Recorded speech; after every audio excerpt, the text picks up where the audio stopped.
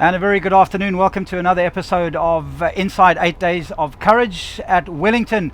Day 5 of the 2016 Absa Cape Epics and Stage 4 wrapping up today. Joining me in studio today is Michael Finch, the editor of Bicycling Magazine and also one of the race announcers on the start and finish lines. And we've also got Robin de Groot from Ascendus Health. But before we get to chat to them, let's have a look back at a news wrap of what played out on the trails today. The race was tailor-made for the cross-country specialists, with 25 of the 75 kilometres on single track. But Stage 4 didn't start well for third-place Topik Ergen. Alban Lecata's dream of a first epic title was over when partner Christian Heineck pulled out shortly after the start due to a severe arm and rib injury sustained on Stage 3. The initial goal for the sharp end of the field was the Dimension Data hotspot at the top of the Patatskloof climb and the lower slopes of the Hawekwas. Once again, it was 2012 World Marathon champion Pericles Ilias and Tiago Ferreira of Dolomiti Superbike who were the early antagonists, and they went under the green arch ahead of the race-leading bulls. The day's highlight really was the myriad of superb trails linked by dirt and jeep tracks, which has taken the name of the Velvenpass farm. With the GC contending bulls and Centurion Vado appearing to have called a truce, the Italian Trek Selle San Marco team were joined on the front by CST Superior and the second bulls team. Samuele Porro and Damiano Ferraro sniffed a chance of a stage win and attacked on the final climb, 10 kilometres from home. And the epic debutantes were able to make it stick. The Trek Selle San Marco pair crossed the line in 3 hours and 6 minutes. Bulls 2 was second, followed by CST Superior, with the yellow jerseys just a minute and a quarter back in fourth. When we look behind the last 3 kilometers, the last 3 flat kilometers, just unbelievable. We ride like in the sky, you know. Really unbelievable, because we are here not for win, we are here for enjoy the race, for have some experience. The Sasol women's race also lost a top contending team when Jenny Steenenhoff withdrew, leaving her Ascendus Health teammate Robin de Groot to ride in the Outcast jersey. The stage evolved into a two-team battle for honours, with the orange jerseys of Spur Specialized taking on the Sport for Good pair of Sabine Spitz and Jana Bellamoina. German Spitz is one of the most credentialed riders in the field, an Olympic gold medalist in 2008. She's also a former marathon and cross-country world champion, and she's teamed up with the Under-23 World Cup winner Bellamoina from the Ukraine for their first attempt at the epic. But on the run into the finish, they were unable to hold on to the wheels of the powerful Spur Specialized pair, Anneke Langveld and Ariane Kleinans, who took a thrilling third stage win. Plattenhuben now have close to 10 minutes over Centurion Vado Mirandal, whilst the Italian pair Porro and Ferraro elevated to third place. Langveld and Kleinans are comfortable leaders of the Sasol women's race. A short, sharp, hot, dusty stage taking place in Wellington today. Mike Finch, the big guy next to me, you've been on the start-finish line for a number of years now, commentating. Any particular memory that stands out? Yeah, I mean, it's difficult to kind of pin down one specific thing when you think about the last sort of 5 years that I've been involved in the race. And I think what you see is this tremendous transformation between the riders that start this event. And I think anybody that starts this event, particularly the newbies, they think about sort of 8 days of racing. It seems like such a massive journey ahead, and then you get to the first 3 days. And I remember there was a particular lady last year who was riding with Ernst Verleun, who was probably the best sort of guy. If you want to ride your first epic, he's the guy to do it with. And her name was Elmarie, and on this, I think the second or third stage, she was just a broken person. She came across the line, she was crying, and I thought, well, there's no way she's going to finish. And yet, that final stage, she was there, and it was incredible just to see her transformation. And she was, in a way, she kind of personified what it is to be in the epic, because you have to kind of get through those first 3 stages. Suddenly, your mind starts changing. You start to believe you can make it, but it's not a journey that you can think about finishing when you start on the first day. Next year, you and me. I don't think so. Nor do I. Let's move on. let's move on. Robin de Groot, Ascendus Health, thanks very much for joining us in studio. Thanks for having me.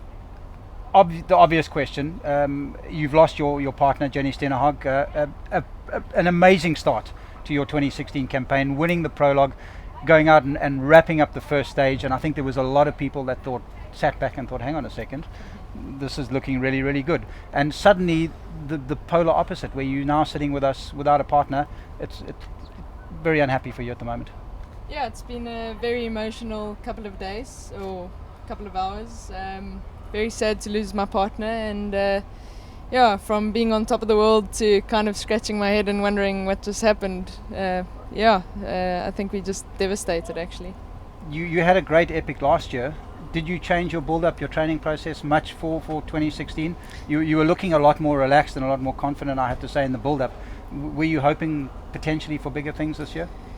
Yes, we certainly were. I've made quite a few changes to my training. Jen and I did a good training camp together, and I think last year it was my first epic and her third.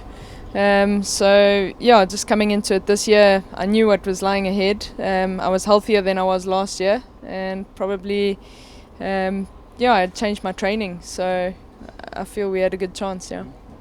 Robert, you've always been a road rider. Your initial professional career was on the road. I think for somebody who comes from a road riding background as well, it's a big transition to go from road to mountain biking. A lot of guys who are on the road don't often make it because it is literally a different sport. How did you cope with that sort of change, and how different is the sport from road to mountain biking? It almost feels like a totally different sport, like you say. I think I got thrown in the deep end. I started riding mountain bike with my dad and his friends, and I think they kind of thought, well, she rides road, so let's just take her on the most technical rides. And yeah, my first couple of rides were on the most technical terrain that you find in Joburg, and I guess I just had to learn really fast. We've got some overlays on the screen at the moment. You can see some from yesterday's stage, and Jenny on one of the big climbs.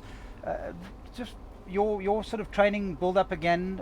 Was there anything specific? Did you feel that you guys were going to be stronger on climbs or on descents? Because you are both fairly light. So I would imagine that climbing was something that was going to figure, especially in this epic, a shorter distance, but possibly more climbing. Yes, I think we've both worked on technical abilities. We know that Annika and Ariane are really good technically, and our climbing I think both of our climbing's improved. So I feel we're both in really good shape coming into this epic. Yeah. The other question that I wanted to ask you regarding Jenny, was there any indications on the stage yesterday? It was really a sad sight to see her off the bike and getting taken away by the medics. Was there any indication during the stage that she wasn't well? No, not particularly.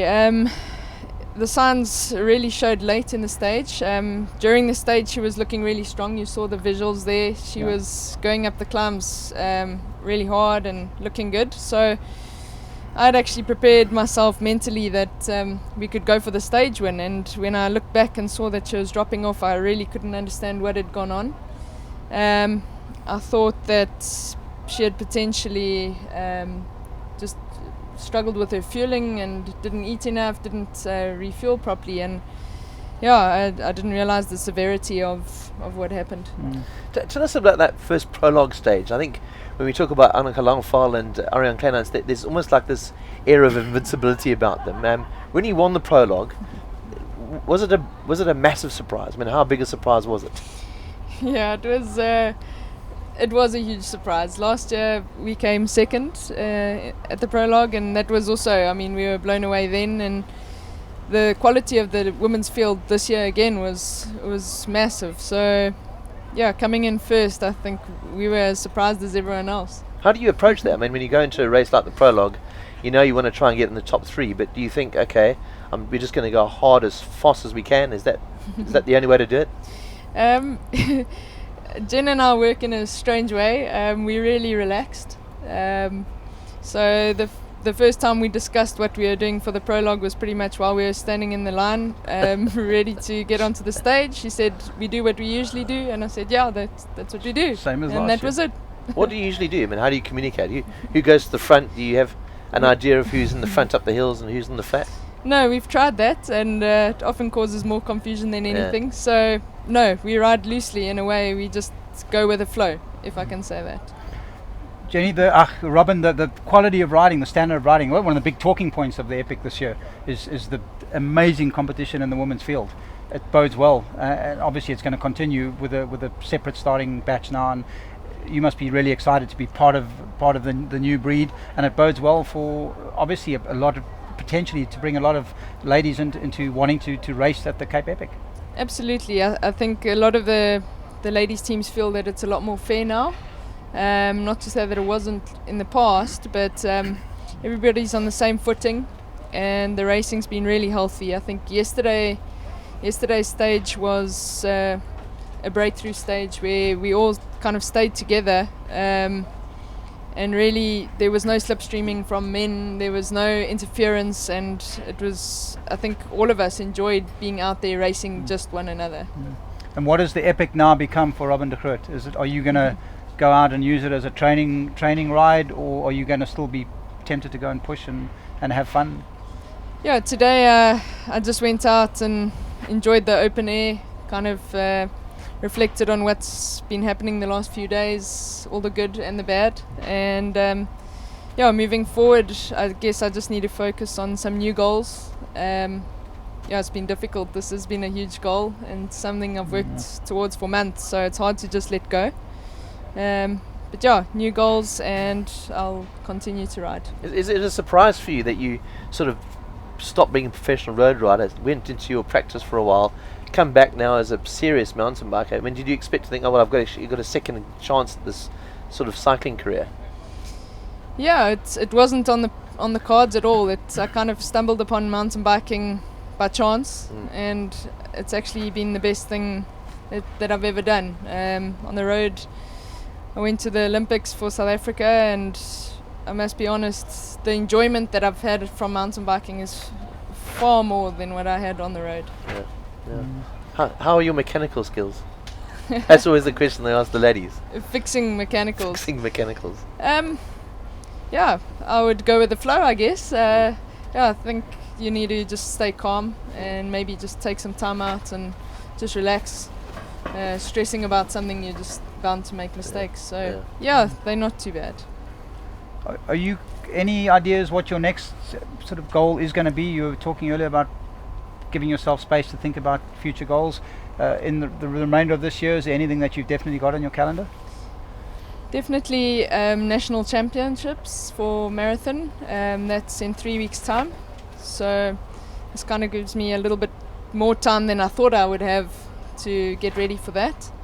And moving forward, I think World Championships would definitely be a goal. It's something that I've always wanted to, represent my country, but maybe this year's Cape Epic has made me realize that I can strive for more. Brilliant. Thanks very much to Robin de Groot, Team Ascenders Health. Michael, I'm going to put you on the spot. Your prediction, would you like to make an on-air call for the ladies' races? Yeah, I think it's very difficult to move away from Ariane and Annika. And it was interesting, we chatted to them at the press conference when they at the end of the stage today, and I asked the question that every single journo asks Annika Langveld: how do you say your name? We've heard Annika Langvat and Langveld. It's actually Langville. No. That's the latest version of it, but it's very difficult to move beyond them. I think they've got so much experience. Like Ariane had a couple of tough days. I don't think she's as fit as she has been in the past. She's had a rough build up to the Epic, but I think she's finding her legs now, and I think it'd be difficult to beat her. Yeah, for sure. Absolutely. For sure. Right, time now for our analytics, our Dimension data analytics. What happens is we get an amazing set of analysis coming from the bikes. We're going to go to a graph on screen, and the graph that Dimension data are giving us today is reflecting on the women's speed. And the graph is up at the moment. You can see the blue line is Spur Specialized, and the speed on this stage, Mike, the thing that stands out very clearly here is that Spur Specialized, Ariane and Annika, unsurprisingly really, are the fastest on all descents by some margin, and the slowest team on all the descents, also unsurprisingly, probably the quickest climbers is Topik Sally and Ardal Morath, and that shows very clearly on the graph. I think what's quite surprising really is that the Sport for Good team, as Sabina Spitz, is a really excellent XC rider, that she was actually slower than the Spur Specialized team, and I think Annika Langveld is really somebody that almost leads them down that track. I think her technical skills are unbelievable, but Ariane has got such composure as well. She just looks so balanced on the bike, and that graph really shows that in a way the amazing thing about mountain biking compared to maybe even road is that you can be an average climber, but you can make up so much time on the descents if you're a good technical rider, and even not make time, you can make the break, as we saw with Carl Platt and the Bulls guys yesterday. If you're good on the technical stuff, you can get away. Sometimes not even about how strong you are. Well, the interesting thing about this particular race is one would have expected Anneke to have been really quick, but after the first stage and the second stage, Anneke was actually saying that Ariane was like an absolute monster on the downhills. Yeah. She was just, and Anneke was laughing, saying she was actually struggling to hold on to Ariane at one stage. So. Yeah, it is. I think they do it well together, and I think it is, as Robin was saying, it's a combo thing, and sometimes it's almost an unwritten language that the riders have with each other when they're going down various sections of the trail. I know you're a bit of a beast on the descents. You fancy yourself against the ladies? I'm good on the descents, but it's just straight down. Don't change the subject. Would you take the ladies on a descent? Not in a million years. I mean, I spoke to David Mosley, who's working on the media side, and he went up in the helicopter today, and he was telling us that on the single tracks and watching the guys coming down live, and he says when you watch them live compared to what you watch on television, you don't understand how fast they're going. And I know Dave's a pretty good descender, but watching these professional riders, both the ladies and the men, it's a different game, and a game that you've got to have a lot of guts, a lot of skill, and a lot of confidence. Right. Yeah. Time now for our Rider's Eye View. Sarah Haig, she's our Media and Communications Officer at the Absa Cape Epic, and she's been bringing us some wonderful insights into what goes on behind the scenes at the Absa Cape Epic. And today she goes to have a look at what happens in the showers, hopefully not literally, and the massage areas. Hi and welcome to today's Rider Eye View. It's been a hot day today in Wellington at 33 degrees, and I'm sure a rider wants to cross that finish line, eat as quick as possible, get his bag as quick as possible so he can jump into a shower at the Huntsgrove Shower Zone. Let's go check it out.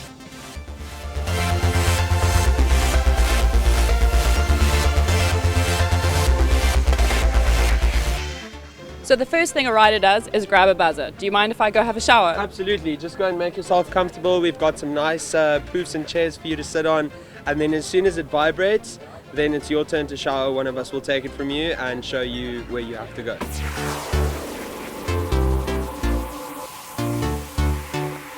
I'm in the laundry zone and I'm with Jessica, who's managing this whole process. Jessica, can you just talk us through how this whole process works? How is it possible that you can wash the kit of so many riders? Sure, no problem. So all of the riders receive a laundry bag in their race packs before the race. They can then check in and check out their laundry throughout the duration of the race, which we then obviously wash clean and make sure that it's fresh smelling when they come and collect it. We probably go through about 1 ton of washing every day, so it is a lot of work, but we're happy to do it for the riders and they really do appreciate it.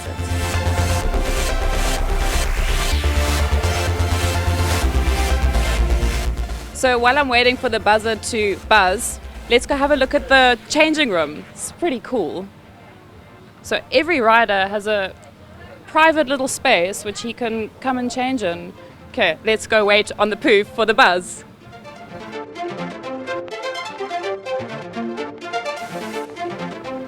My turn! So I'm in the shower cubicle now. There's hot and cold water taps. There's a mirror in each one, and it has a great shower curtain that has really strong magnets down the side, so it sticks nicely to the side. I'm going to take a shower now. That's the wrap for the Rider's Eye View for today, and I'll see you tomorrow. Thank you, Sarah, and no massages there. Sorry for that, Mike. Yeah, I was expecting more, really. The massage section comes tomorrow. Thanks very much to Sarah for the Rider's Eye View. Right, time now for our tech talk. And joining us today from ASOS Switzerland is Andrea and Roberto. Guys, welcome. Thanks very much for coming in. Thank you very much. It's a pleasure to be here. Thank you. Obviously, ASOS, well known, leading bike apparel equipment and manufacturer worldwide, and synonymous with the Absa Cape Epic. If you can just tell us a little bit about the leaders' jerseys as your high-profile aspect of the Epic. Yeah, we put a lot of time and energies and money in our research and development process. So we do a lot of testings, prototypes, refinements, and then again prototypes, testing, and so on, to create a product that gives to the rider great breathability, low volume, lightweight, aerodynamicity, and so of course they can ride in comfort. And these are all details that can make a big difference in such a hard race like the Cape Epic. Okay. Is there a difference in the kind of equipment and the gear that you use for mountain biking compared to your road gear that you have? Normally, yes, we have different fabrics. Of course, mountain bike textiles need to be more robust, but at the same time breathable, because there are different conditions. The speeds are lower than on the road, so yes. One question I think anybody who rides a bike, whether it's a road bike or mountain bike, is what is the best way to keep your kit lasting as long as possible? You know, are there any tips that the guys? I mean, the stuff is expensive. Your stuff has lost, years. But how can you make it last longer? Yeah, this is a good question, because this is also our goal to give something that can last many years. Our suggestions are to wash them with liquid soap. We have a specific cleanser, but in general a liquid soap is good, maximum 30 degrees. If you can do also in the washing machine, but always a delicate washing, and they will last for years, for sure. We can see on screen we've got some of the jersey transfers happening with the Assos gear. An interesting thing for me is watching a slow move. I wouldn't say a move away from tights to baggies in mountain biking. What is your feeling on that? I'm seeing more and more guys racing with baggies now. Yeah, baggies of course don't give any technical advantage in a race, but they are super cool in many situations, and also they give also a lot of freedom of movement. So again, they are cool, and in a couple of months we will have on the market our Assos baggy shorts. Okay. And in terms of your products, do you have a range of top cyclists that obviously give you feedback continuously? You guys are obviously riders yourselves. Everyone that works there is riders? Yeah, almost everyone in the company rides a bike and gives feedback, but we have some people which are specifically hired to test every day our prototypes. So they spend 4 or 5 hours every day on the bike to test our prototypes. For example, we have Daniele Nardello, the ex-pro rider. He is the chief tester of Assos. Okay. So it's a great feedback. Tell us about the sort of technology that you use in your products. I mean, everything from the kind of lycra that you've got there to the chamois. And I know Assos are renowned for having quite a thick chamois. What suggests when it comes to chamois, why must it be thick or thin? What's the best? Yes, we have. I give you an example. Now in collection we have different types of shorts with 2 different types of thicknesses of the insert. Of course, the problem is many people think that a thick insert could be more comfortable, but it's not always like this, because, for example, a thin person would not be so comfortable, because the breathability is less if the insert is thicker. So we have some patented features that can give to our shorts the best breathability, so the sweat will go out immediately from the insert, will give no frictions on the body. So the thickness of the insert is one of the topics, but it's not the only one. I know you guys also produce the chamois cream that goes with your shorts. Yeah. What's the best way to apply it? The chamois cream is one of the best seller of Assos, and it's an antibacterial cream that you can use directly on the shorts or on the skin, and provides you some fresh rides for many hours. Would you recommend you use it every single time you ride, chamois cream? Well, it also depends on is something personal, but I would suggest for sure it for rides of more than 3 hours. Okay. Yeah. We've been talking about possible changes that we can look forward to in the future as far as the bikes are concerned? A move away from more reliability without too much of a concern with weight in the clothing and in the apparel side. Do you think there's any exciting big changes coming in the future? Well, we are always trying to find new fabrics, new materials. Of course, there will be changes step by step. Yeah. For example, now we have launched a jersey which has the base layer already integrated in the textile, so it allows you to bring only one layer instead of two. So step by step, we are market is changing a lot. Andrea, Roberta, thank you very much. ASOS Switzerland, and Thank you very much. enjoy the rest of your stay here in the Western Cape with us. Thank you very much. See you. Thank you. Time now for our epic Enerjade moment, presented as always by Enerjade, and a look back at an exciting happening that took place out on the hills today.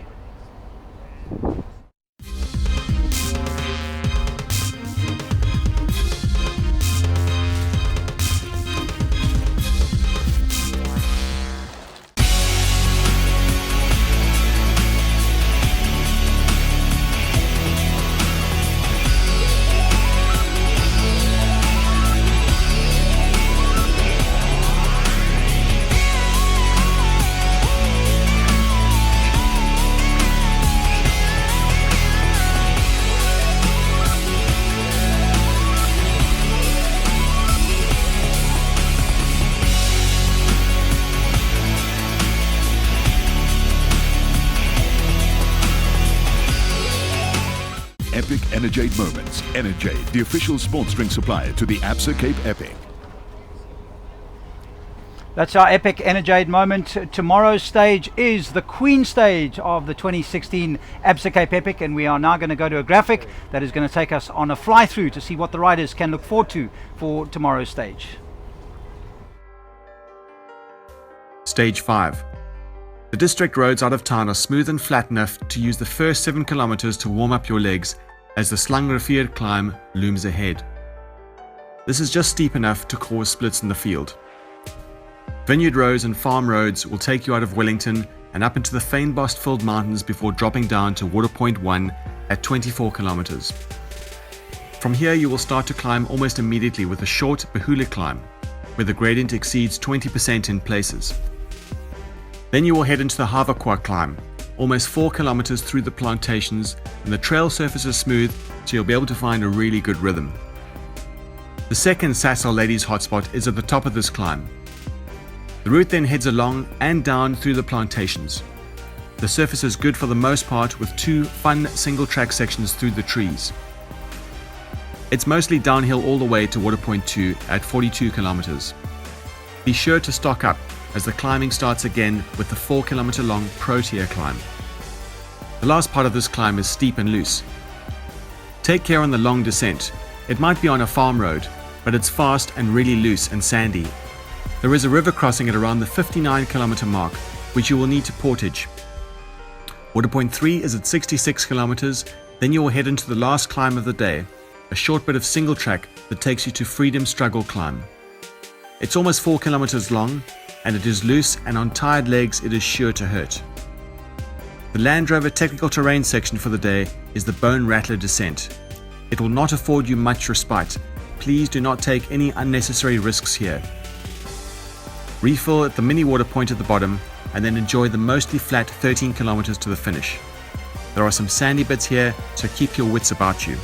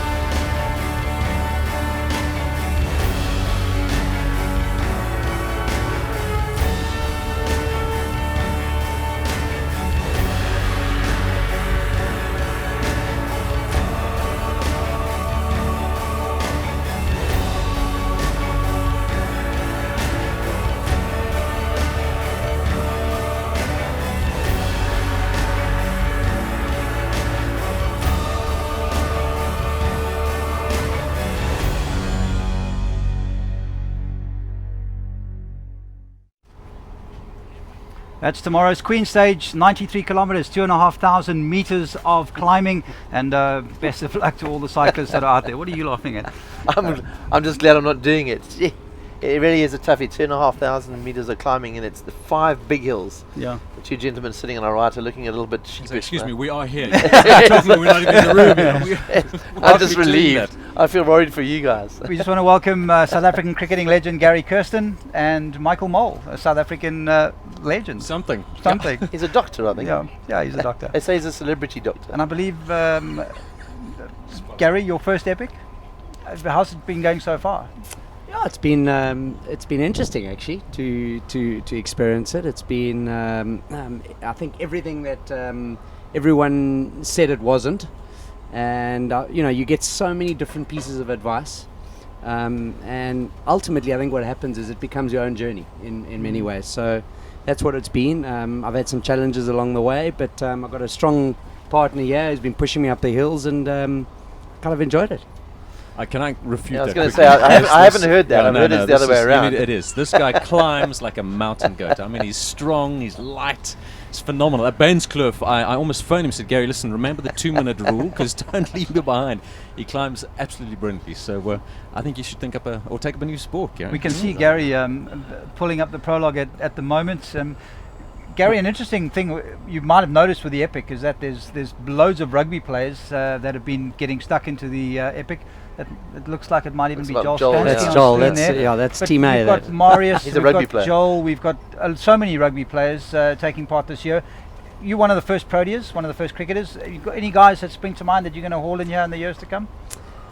The first name that comes to mind is Mark Boucher, because I know he loves his trail running, and I'm sure he would love to get involved in something like this. But yeah, I'm actually quite surprised that the cricketers haven't got more involved in it, because everyone tells me, what is it, the power to weight ratio or something is what it's meant to be, and when I look at some of these rugby players, it's remarkable how they're able to kind of get through the event, because there's some big units around. Yeah, politely said, actually.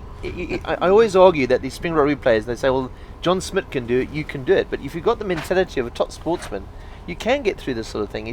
John Smith's not an average guy, and neither are you as a top class sportsman. I always think it's, just because John Smith can do it doesn't mean the average person can do it, because these guys really are serious sportsmen. And John Smith's wife says to him today, apparently, coming through a water point, if you can talk, you're not riding hard enough.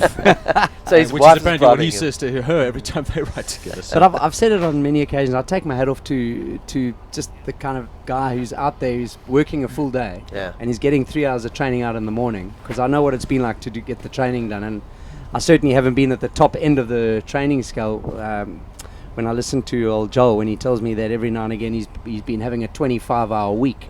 So the training's hectic. I take my hat off to the guys that are doing it as a kind of a pastime. I'm an amateur cyclist, and it's great to see kind of the guys that in the group that we're riding with just panning it out and doing really well. Michael, for the guys in the group, sorry Jeff, just to say that the amount of times we've been asked, hey Gary, how does this compare to Test cricket? I'm like, not again. You got to come up with a good answer. So I think the simple answer is, guys, it's similar in many ways. Only in Test cricket you want to get the runs, and in the Epic you don't want to get the runs. So just leave it at that. Well, in fact, the rugby guys get asked the same question all the time. Apparently, how does this compare to standing in the Millennium? Colin Jarvis said, in fact, that it was the only thing that he can compare to standing in the Millennium Stadium in a Welsh rugby jersey, listening to your national anthem, was the feeling he got standing in the starting pen for his first Absa Cape Epic, the emotions. But Michael, amazing. You've been around this block a few times. So how's this one comparing to your it's exactly as you described, Jeff. It's that sense of the reason I'm doing it is the Amabubesi is to get that kind of black medal, to be part of the, there's a band of brothers that have done the Epic, and then there's a special band of brothers that have done 3 of them or more, and which I'm not part of. I still got 2 more to do. Not yet. Soon. So that was always part of the plan. But I think, Jeff, it has to do with this whole idea of we don't test our mettle anymore. Our lives are so comfortable and so easy for many of us, not for all of us, obviously. But this is just an opportunity to just answer that question. Do you have what it takes? Have you got the grit? I mean, that's the team name, nothing but grit, whatever that means. But and one thing I've learned from the previous 2 epics is you're capable of more than you think you can handle. And I'm realizing that again in this epic. It's hard and it's painful, and you go through some deep dark spaces, but you come through and you can do that, and the human spirit's just phenomenal. Oh, Michael, your story a couple of years ago, I think it was 2013 when you broke your collarbone, going into the final stage and finished the final stage, and most people thought, well, he's broken his collarbone, there's no way he's going to do it, but you did. I mean, what drives you to do that? I mean, the pain must have been intense. Well, I mean, it was an acromioclavicular break, so it wasn't the middle of the collarbone. I didn't have bones sticking out of my. What's that in English? The middle of the collarbone break, right towards the end of the shoulder joint, if you like. And I remember the doctor looking at the X-ray, kind of going, "I'm afraid your race is over," And it was great to be able to say to him, "No, I'm going to get a second opinion, mine." Yeah. And it's not. And again, it was day 7. It was the last stage, or second last stage. With one more stage to go, you're not going to not finish an event like this, So strapped it up tightly and rode my with a bit of inspiration, pain. right? Yeah. You're also in trouble because there's no way you guys aren't going to finish. So, Gary, how does this compare to Test cricket? No, I'm joking. No, I'm joking. How are you looking forward to the rest of the epic? How's your body feel? You're looking in great shape. You look like you really you've leaned out.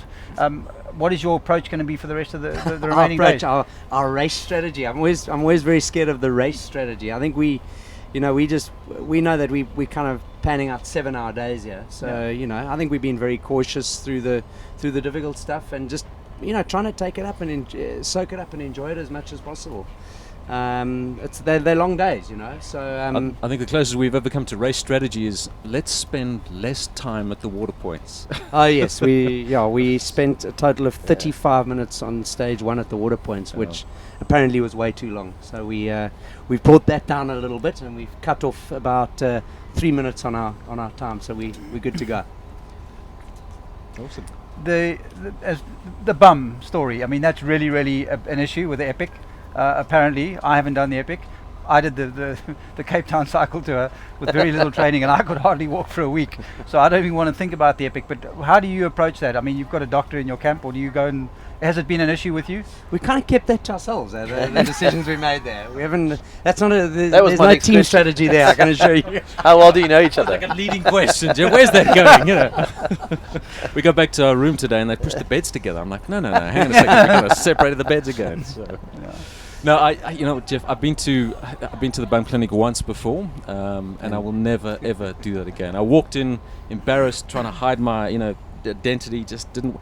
And there was a nurse who went to me and looked at me and said, "Dr. Mole, it is so good to see you. How the kids, And it was one of those. No thanks. I'll sort myself out. So, nursing a little bit of pain here and there, but we'll get through this unscathed. Yeah. How do you prevent it? I mean, you've done a few epics. What's the best advice you can give to the guys to prevent having to go to the bum clinic? There are a couple of things you can do. I mean, you can up your zinc. That kind of gives your skin turgor, great support. It's a lot of fitness and training, saddle fitness. But on the actual race, I tend to get up out of my saddle often. Yeah. So I'll get up and I'll change position. I'm lucky enough to have a dropper post. So when we're doing some downhills, I'll drop my saddle slightly. It means my weight shifts off the crucial spots. So just nursing it very carefully. Yeah. And going ahead to the next few days, from your point of view, you obviously know what to expect to a fashion. Are you going to be? Do you see yourself helping to guide Gary? Well, first 3 days were Gary's days. Today was my day. In terms of just kind of strength, I think we're going to take each day as it comes and just gingerly approach it. So I think tomorrow's a really big day for us.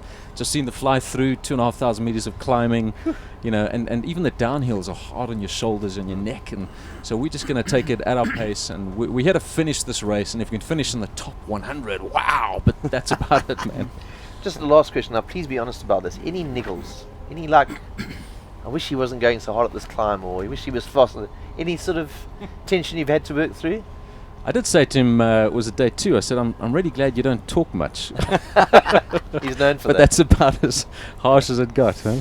Yeah, we just kind of get it when we don't feel like talking, we just kind of cycling, and we're just going along, and then we'll have something to say. But we're certainly not out there trying to make conversation, that's for sure. But it's been fun. We get on well, and we've just enjoyed the journey, I suppose, in many ways. We're not trying to kind of make things happen too much, and we haven't kind of said, well, the next 10 Ks we must push hard or anything. We're just enjoying this event. It's a privilege to be here, to be honest.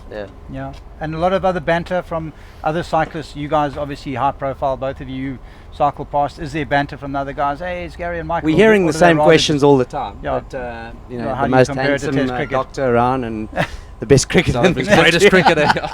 We've heard that a few times, but the guys around us have been fantastic, haven't they? They just there's a great camaraderie in the 7-hour batch. Let's hope we stay there. Yeah. And we, people are very helpful, and we're all kind of just trying to get to the finish, I suppose. I think we are a bit of a marker. I mean, it's the bright kit that we wear, and it's also kind of the names that come up. So people are like, we're not going to let them beat us this time. Going to stick on them all.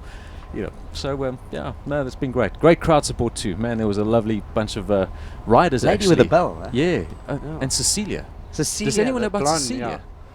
Yeah. There's a blonde lady with bright very red pretty lipstick. lady, and she's at in every a single vineyard water somewhere. point, alone, about 100 meters just outside the outside the water point, and she's you get footage always of this, there. actually.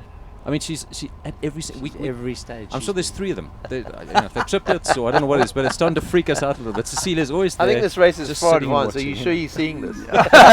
We don't recognize anybody like that. The mystery lady. You're hallucinating. Michael Mole, Gary Kirsten, thanks very much for joining us, guys. Best of luck. Pleasure as always chatting to you, and best of luck for the remainder of the race. Thanks, Jeff. Thanks Mike. Guys. Thank you. Awesome. Tomorrow we are off to Stellenbosch, transition stage again, and we're just going to go through some of the spectator points. A beautiful area. Stellenbosch is going to be really, really packed, as it always is, so be sure to try and get there early. We've got 3 main spectator points tomorrow.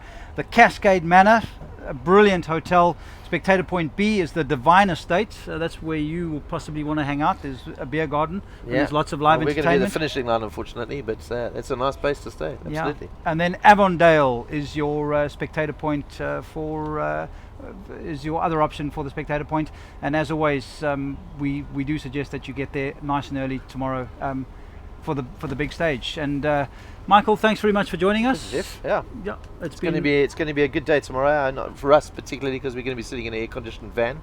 But for the riders, it is a big day. It is the Queen Stage, and it is going to be decisive, I think, for the top of the pile. And for a lot of the guys that are kind of just making it in every single day, it's going to be a big test. I think that they get through tomorrow. The last 2 days will be more celebratory than anything else. So.